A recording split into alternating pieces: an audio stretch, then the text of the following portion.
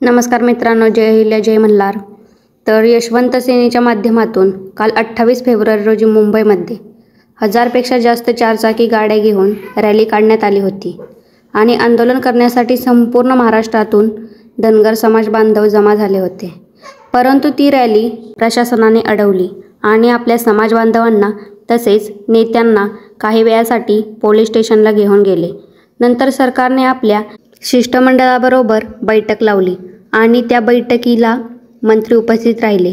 मंत्र्यांनी आपल्या शिष्टमंडळाला आश्वासन दिले आहे की चालू अधिवेशन आहे त्या अधिवेशनात आपला धनगर समाज आरक्षण अंमलबजावणीचा विषय चर्चेत घेऊन अंमलबजावणीच्या दृष्टीने योग्य अशी पावले सरकार उचलेल असे आश्वासन दिले आहे.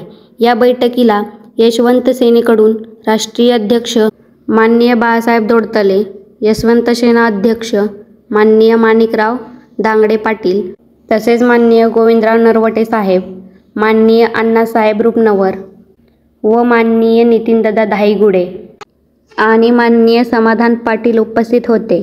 तरी सरकारने आपल्या आंदोलनाचा गांभीर्याने विचार केला आहे आणि सरकारला नक्कीच धनगर समाज आंदोलनाच्या दृष्टीने योग्य ती पावले उचलेल आणि चालू अधिवेशनात धनगर समाज आरक्षण विषयावर चर्चा घडवून आणेल.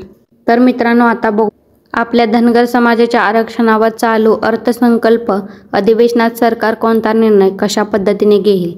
तर अशाच धनगर आरक्षण बद्दलच्या अपडेट मिळण्यासाठी आपला चॅनल सबस्क्राईब करून व्हिडिओला शेअर आणि लाईक करा. व्हिडिओ कसा वाटला कमेंटमध्ये नक्की सांगा. तर मित्रांनो, भेटूया पुढच्या व्हिडिओमध्ये. धन्यवाद. जय अहिल्या जय मल्हार.